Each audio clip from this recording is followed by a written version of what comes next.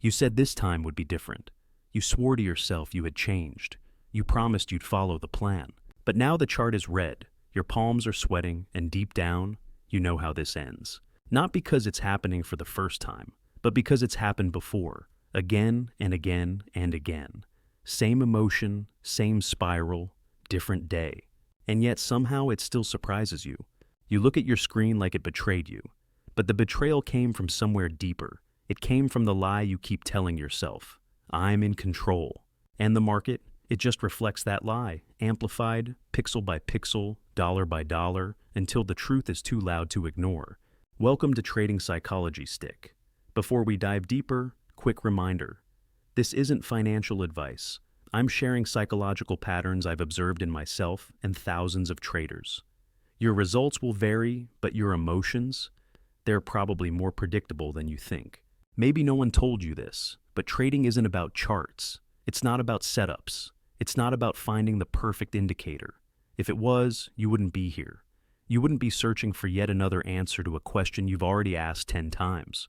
No, trading is about patterns, and not the ones on your screen, the ones in your mind.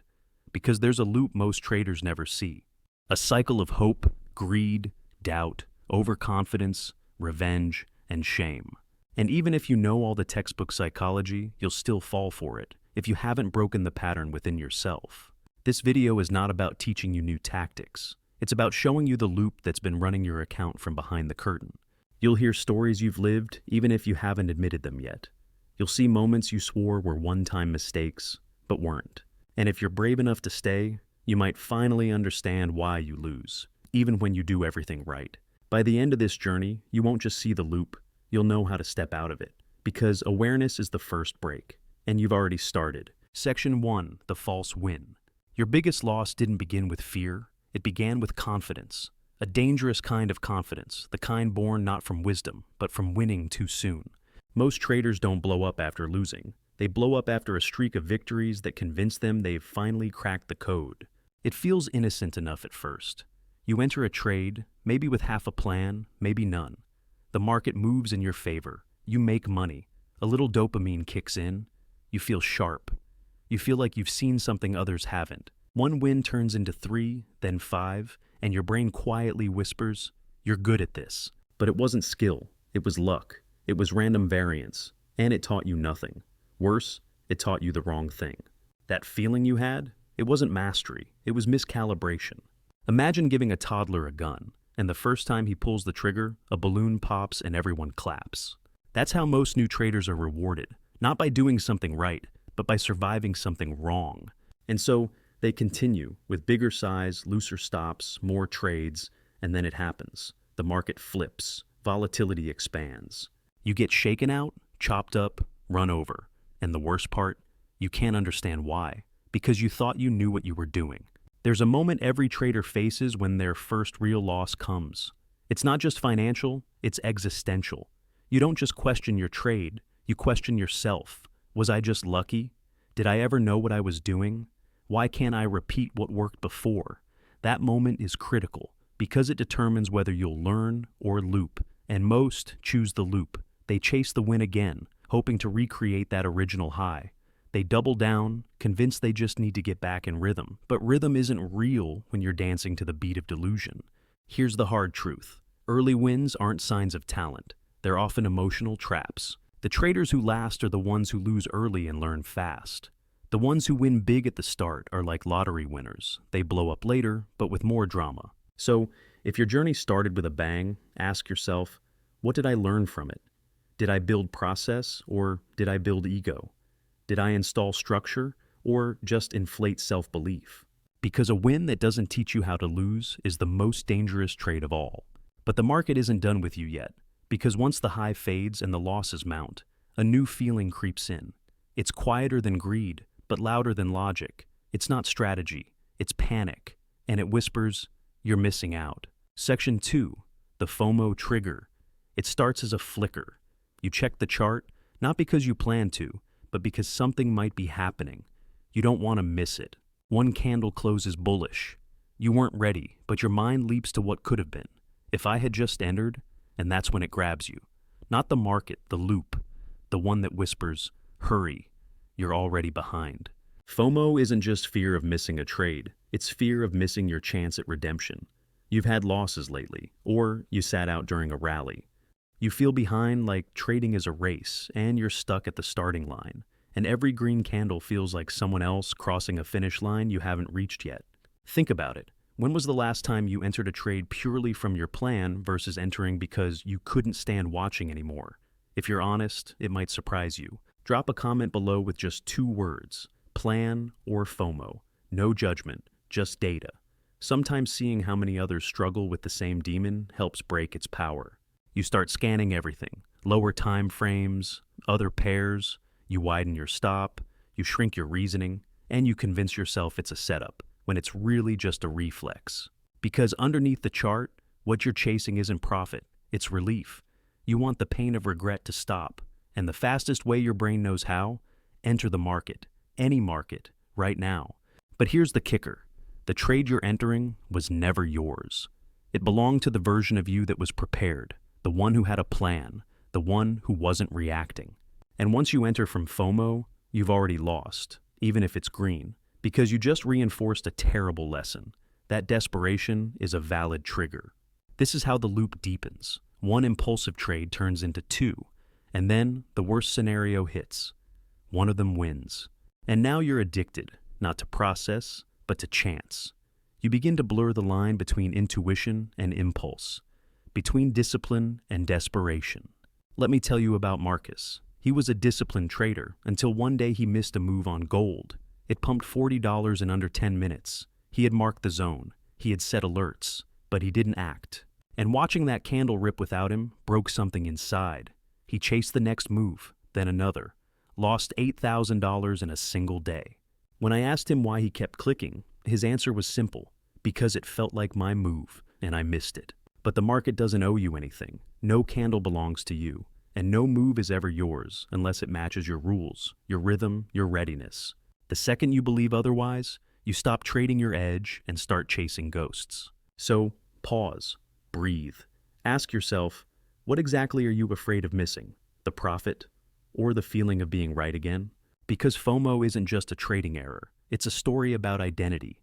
And when your identity is tied to catching every move, you'll die trying. But the market has more illusions in store. Because after chasing shadows, you start looking for certainty.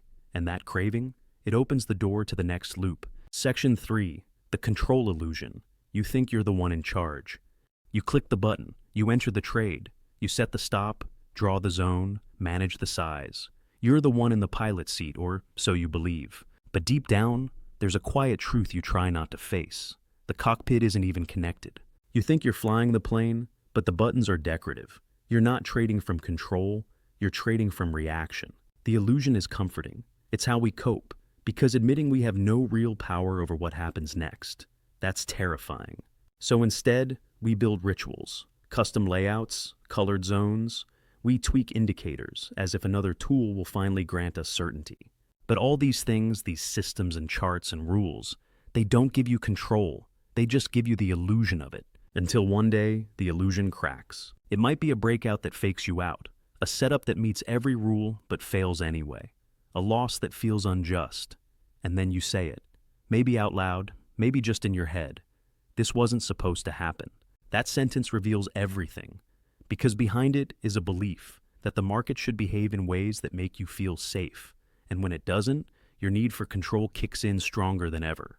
You widen the stop, you remove the stop, you enter early, you double size, you tell yourself, I've got this. But what you've really got is fear wearing a mask of logic. Let me tell you about Naomi. She had a winning system, back-tested, journaled, consistent. But one week, it failed her. 3 losses in a row. She couldn't handle the randomness, so she interfered, added filters mid-trade, cut winners short, added more confirmation. Her edge dissolved not because the market changed, but because she did. She needed to feel in control again. It's like holding sand. The tighter you squeeze, the more slips through your fingers. The irony? The more you try to control the market, the less control you actually have. Because now, your decisions aren't based on reality, they're based on anxiety. And anxiety doesn't trade well. True control is internal. It's not about what happens next, It's about how you respond to what happens next. You don't control outcome, you control execution. You don't control the chart, you control whether you react or wait. So ask yourself, are you following a plan or are you chasing a feeling of control? One is grounded, the other is a trap. Because here's what happens when control slips. You start fighting back, not logically, not calmly, but emotionally. And that leads straight into the next loop, the one that ruins accounts faster than any technical error ever could. Section 4, the revenge rerun. It doesn't feel like revenge at first. It feels like redemption. The chart wronged you. The market was unfair. Your stop was too tight, or the spike was news-driven, or the wick was manipulative. You tell yourself, I'll get it back. I deserve this. But revenge in trading doesn't come with fire and fury. It comes quietly, dressed like logic. One loss becomes 2, then 3. Not because you were unlucky, but because you were angry. Angry at the chart, angry at yourself, angry at the feeling of being wrong. And so, you double down, not with a plan, but with emotion. You're no longer trading setups, you're trading resentment. Revenge trading is like drunk texting your ex at 2 in the morning. It feels justified in the moment. You'll regret it by sunrise. And yes, everyone can see what you're doing, except you. This is how it begins. You take a loss, maybe justified, maybe not. But instead of journaling it, stepping away, resetting, you stay. You reload the same pair, you re-enter too soon. You up the risk. Why? Because something inside you whispers, they won't do that to me again. I'll teach this chart a lesson. But charts don't care. Markets don't remember. And your account, it doesn't distinguish between a calculated setup and a vengeance-fueled gamble. Let me tell you about Jamal. He was up $3,500 for the week. Friday came. He took a textbook short, got stopped by a wick. Convinced it was manipulation, he jumped back in, twice the size. Then again. By the end of the day, he was down $6,800. When I asked him what happened, he didn't talk about the setup. He talked about how it felt. I couldn't let the weekend like that, he said. That's the loop, not the chart, the narrative. We become addicted to emotional closure. We want the last word. But trading doesn't work like storytelling. There's no hero's comeback unless you walk away.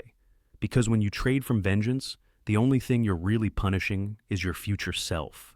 And here's the insidious part. Sometimes revenge trades win. You double size, go full emotion, and hit green. And in that moment, your brain learns the most dangerous lesson of all, that anger can be profitable, that emotion is a tool, that fixing it fast is better than healing slowly. That's how revenge rewires you. That's how the loop becomes a pattern. So here's a moment of brutal clarity. Not every trade needs a reaction. Not every loss needs a comeback. Some of your most powerful trades will be the ones you don't take, especially the ones that come after a loss. Ask yourself, the last time you entered after a red trade, were you following your plan or your pain? Because if pain is your entry trigger, you're not trading anymore. You're bleeding through your keyboard. But sometimes, even when you stop revenge trading, you fall into the next trap.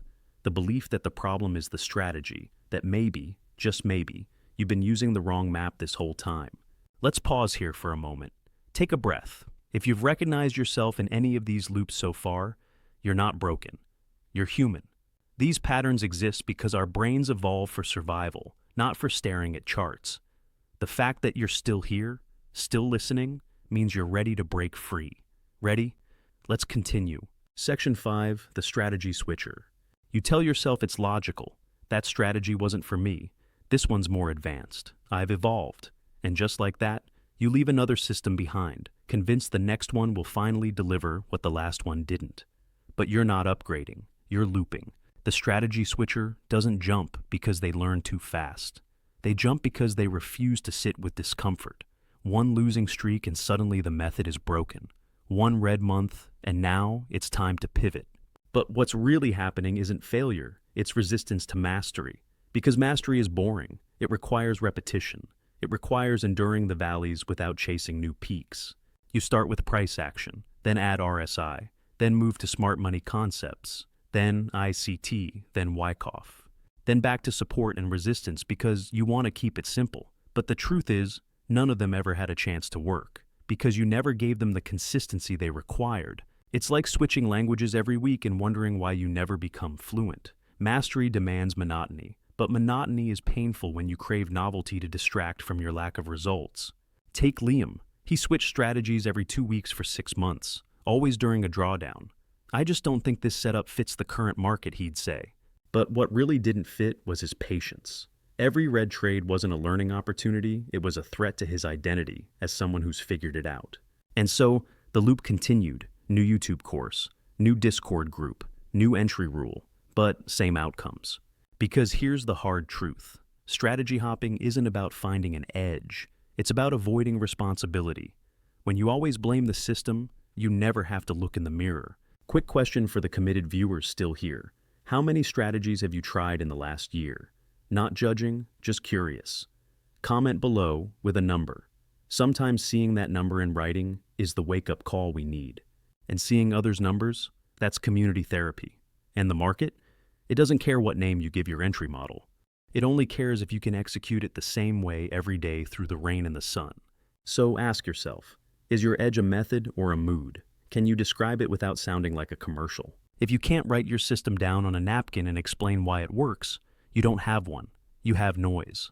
But even if you build the right system, even if you stick with it long enough to start seeing results, there's still another loop waiting. A loop that most traders never even realize they're stuck in. Not because the system is wrong, but because it doesn't fit who they are. Section 6, the style mismatch. You could be using the best system in the world and still fail. Not because the method is flawed, but because it was never designed for someone like you.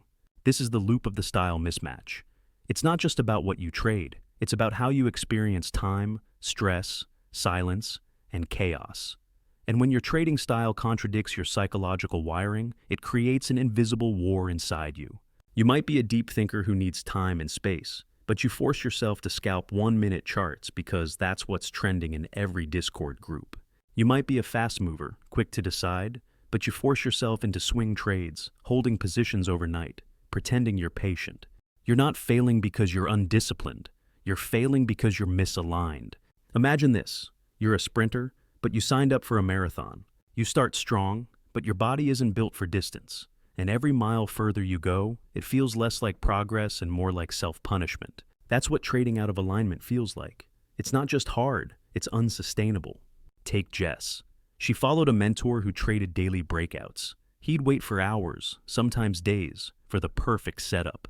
Jess tried to copy everything, same entries, same rules. But she was wired differently. Sitting still made her anxious. Waiting drained her confidence. She wasn't absorbing the system, she was suppressing herself to mimic someone else.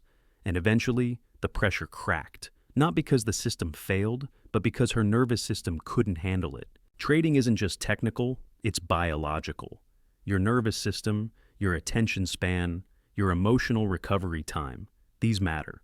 And if your trading style ignores them, it will eat you alive from the inside out. You need to ask, when do I feel clearest? Fast-paced, high-alert scalping, or slow, methodical planning? Do I thrive in motion or in stillness? Do I need action or do I crave structure? You can't trade like someone else's personality. You have to trade like your truth, because when your method and your mind are misaligned, you'll sabotage success without even knowing why. Here's the paradox.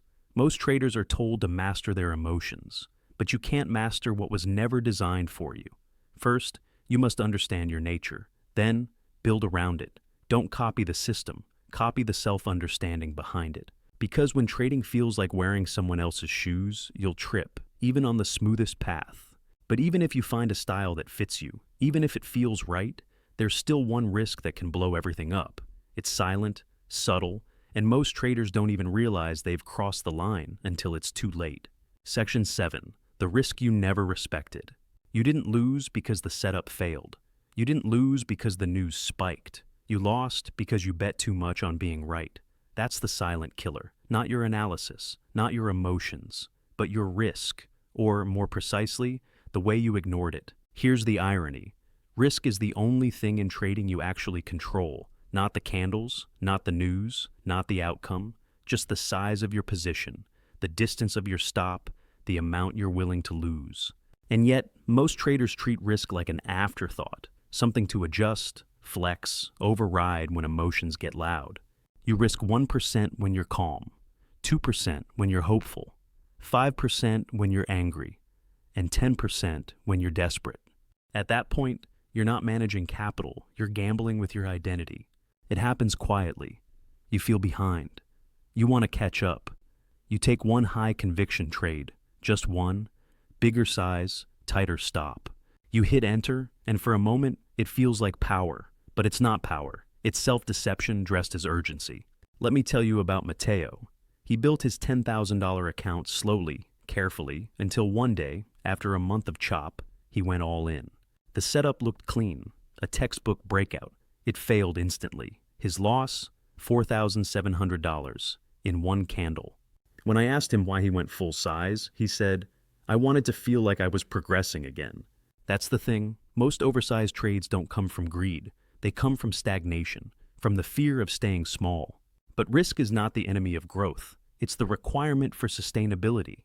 Every time you trade, ask, what if I'm wrong? Not in a pessimistic way, but in a mathematical way.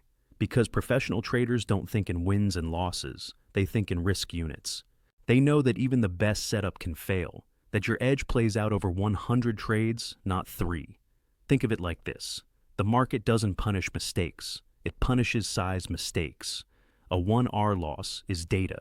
A 5R loss is trauma. And trauma rewires how you enter every trade after it. So here's a simple truth. If your position size changes based on how you feel, not what you've tested, you're not trading. You're negotiating with chaos. Respecting risk doesn't mean being afraid. It means staying alive, so you can come back tomorrow, so you can keep playing the game you claim to love. But what if you forget this lesson again? What if the loop pulls you back? That's when you'll need something else. Not an indicator, not a mentor, but a mirror, a record of your truth. Section 8. The journal you never wrote. You remember the trades that hurt. You think you've learned the lessons. But the truth is, memory lies. Emotion edits. And what you think you remember is often just the version your ego can live with. That's why the journal exists, not to track wins or losses, but to confront the part of you that forgets the truth. Because here's what no one tells you. Your breakthrough is buried inside your breakdowns. But if you never write them down, you'll never mine the gold from your mistakes. You'll repeat them. You'll rationalize them.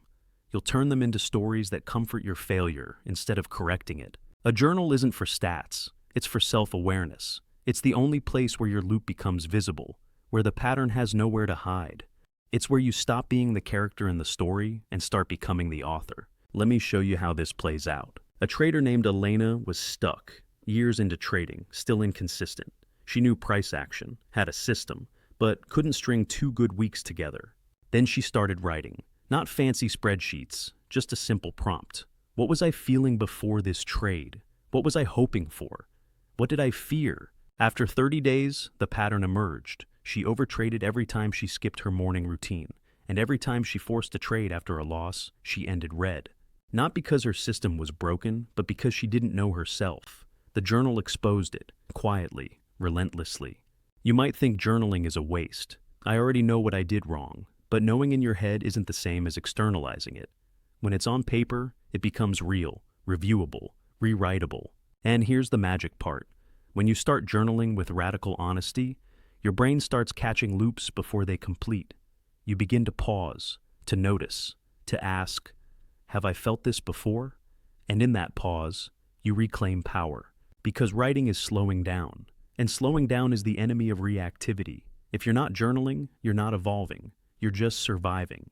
So ask yourself, what if your next breakthrough wasn't in the next setup, but in the last journal entry you refused to write? Because awareness doesn't come from learning more. It comes from remembering better. And journaling is how you remember. But sometimes, even with awareness, even with self-reflection, a new chaos appears. One that doesn't come from within, but from the outside world. Fast, violent, unforgiving. And you tell yourself, this is different. I couldn't have seen it coming. But was that really true, or was it another story you told to escape the next loop? Time for another breather. You've made it through 8 loops. That's 8 mirrors reflecting parts of yourself you might not have wanted to see. If one of them hit especially hard, that's your subconscious saying, pay attention here. Which loop has cost you the most, not just in dollars, but in peace? Think about it. We're almost at the end, but these last 3 might be the most important. Section 9. The news candle that lied to you. It happened fast. CPI numbers dropped. The candle exploded. You were in the middle of planning your trade, maybe even mid-click, and suddenly, boom, wicks everywhere. Spread doubled. Your stop hit in milliseconds. And your mind? It didn't just panic, it justified. That wasn't fair. No one could have predicted that. The news ruined my setup. But the news didn't lie. The candle didn't lie. You did. You told yourself the setup was clear, the market was calm, your bias was neutral. But deep down, you were already leaning, already hoping, already primed to see what you wanted to see. And when that number dropped, it didn't destroy your plan. It revealed your illusion. Because most traders don't get trapped by news. They get trapped by how they respond to it. Not the headline, not the data, but the story they attach to it. Here's how the loop goes. You analyze a setup all morning. The chart looks clean. You enter, but you forgot that NFP was at 7:30. Or you knew, but you told yourself it's already priced in. When it spikes the other way, you're caught. And now you don't just feel pain. You feel betrayed. You think, that was manipulation. And then you re-enter, emotionally. Revenge mode, bigger size, no confirmation, just reaction. And suddenly, the news is no longer a number. It's a trigger, not for volatility, for loop activation. Take Darren. He built a whole strategy around news fade plays, clean rules, simple filters. But he started to feel smarter than his rules. This CPI isn't a big deal, he'd say. It's already priced. So he entered 5 minutes early, got slipped. He repeated that twice, then blamed the system. But the problem wasn't the system. It was the story he told about being the exception. Here's the truth. News doesn't invalidate edges. It exposes your relationship with uncertainty. Because uncertainty isn't the enemy. It's the default state of trading. The enemy is your refusal to accept that. You want control. You want logic. You want to believe that if you do everything right, the outcome will follow. But news events remind you, this game isn't linear, and your emotions hate that. So, you resist. You overanalyze. You avoid high-impact days, then FOMO when they fly. You start to build rules not around risk, but around your discomfort. And that's when the loop tightens. Ask yourself, do you react to the news or to the meaning you give it? Do you trade what's happening or what you fear might happen? Because the candle didn't lie. It told you everything. You just didn't want to hear it. And in your frantic search for clarity, you zoom in even further. You think, if I just focus on the smaller moves, maybe I can predict more precisely. But sometimes, the closer you look, the more you miss. Section 10. The time frame blindness. You were right, technically. The pattern was clean. The structure was there. Everything lined up.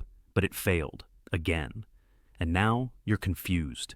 You double-check your entry, your stop, your logic. Everything makes sense until you zoom out. And there it is. A massive supply zone sitting on the daily chart. A higher time frame downtrend swallowing your setup whole. Your brilliant scalp wasn't wrong. It was just blind. Blind to context. Blind to structure. Blind to the truth that a perfect 1-minute setup means nothing when it swims against a tidal wave on the 4-hour. This is the loop of time frame blindness. The illusion that your screen shows the whole story, when it's just a pixel in the bigger picture. It's easy to fall for. You want precision, you want fast trades, tight stops, immediate feedback. The lower the time frame, the more in control you feel. But you're not trading more accurately. You're trading more anxiously. And the lower you go, the more noise you absorb. You mistake randomness for signal. You zoom so far in, you start trying to trade every breath the market takes, and you lose sight of the heartbeat. I'll tell you about Vanessa. She was a sniper on the 5-minute, tight entries, high risk to reward, but every time she went on a streak, one big red candle would wipe it out. Not because her setup was bad, but because she never checked the daily chart. She didn't realize she was counter-trend, inside weekly supply. Her risk was calculated, but her context was missing. So, here's the truth. Most traders learn too late. Your setup doesn't exist in isolation. It lives inside a hierarchy. And if you don't align your entries with the bigger story, you're just guessing where the next page turns. Ask yourself, would your trade still make sense if you lost all lower time frames? If you could only trade the daily, would you still click? Or would you wait? The market isn't hiding information. It's just stacked. And if you only read one layer, you'll misread the others. Like judging a novel based on one sentence taken out of context. Zooming out doesn't just give you clarity, It gives you peace. Because when you understand the story, you don't panic at every candle. You don't chase every wiggle. You start to feel something rare, stillness. And when you're still, you start to see. Not just setups, but loops, patterns, triggers. You realize, I've been here before. I know what happens next. And in that realization, something changes. You're no longer reacting. You're observing. You're no longer trapped inside the trade. You're floating above it. And from that place, you can finally ask the question that breaks the loop for good. What if I didn't need to win anymore? At some point, winning loses its high. You still want to succeed, but the craving softens. The rush fades. You stop chasing dopamine hits and start chasing something far more rare. Neutrality. Not indifference, not boredom, but presence. You realize the goal was never to beat the market. It was to stop being beaten by yourself. This is the final loop, the one few ever reach, and fewer still survive, because it demands that you let go of the one thing you've clung to since day one, your identity as the trader. When you enter this stage, your charts don't excite you, they calm you. You don't jump at setups, you listen for them. Your entries are clean, your exits are boring, your risk is fixed. You stop needing to prove anything. Every trade is just another brick in the wall of process. Let me tell you about Raphael. After blowing 4 accounts over 6 years, he stopped trading for 12 months. He studied his journals, not to find new edges, but to find himself. When he returned, he traded once a week. Same pair, same setup, same size. For 6 months, he barely spoke in any trading group, but his results quietly exploded. Not because he learned something new, but because he finally let go of who he thought he needed to be. This is the paradox of mastery. The less you need the market to reward you, the more it does. The less attached you are to the outcome, the clearer your process becomes. When you hit this stage, losing doesn't hurt. It informs. Winning doesn't excite. It validates. You no longer feel like a hero or a failure. You feel like a participant, fully in the game, fully detached. Because the ultimate freedom in trading isn't financial. It's psychological. It's waking up on a red day and smiling anyway. It's taking a loss and not needing to fix it. It's having a green streak and not raising size. It's seeing a perfect setup and passing on it because your rules said so. That's when you've exited the loop. But here's the truth. The loop never truly disappears. It just becomes easier to recognize. And when you do, you smile. Not because you're above it, but because you've made peace with it. So, take a breath, let go, because the next candle doesn't define you. Your past doesn't define you. Only your awareness does. And now that you've seen all 11 loops, you are no longer trapped. Step out of the loop. You've just walked through 11 loops, 11 invisible traps hiding inside your trades. They weren't on your chart, weren't in your broker's report, but they lived in your habits, in your hopes, in your history. And now you see them. You saw how false wins build fragile confidence, how FOMO dresses up as urgency but kills patience, how the illusion of control blinds you to your own reactions. You saw how revenge isn't strategy, it's a trauma response, how strategy hopping is just avoidance in disguise, how misaligned styles silently sabotage your best setups. You saw risk not as danger, but as the cost of self-deception. You learned why journaling isn't optional, it's survival. You saw how news doesn't hurt you. Your story about the news does. You saw that the closer you zoom, the more you might miss. And finally, you felt the quiet power of needing nothing, wanting less, and trading only what aligns with who you are. This isn't a motivational video. It's a mirror. If it hurt, it's working. Because the pain means you recognized something, and recognition is the start of transformation. So now I'll ask you not to subscribe, not to share, not even to like. I'll ask you to do one thing. Pause, journal, reflect. Before you take your next trade, write one sentence. What loop am I about to enter?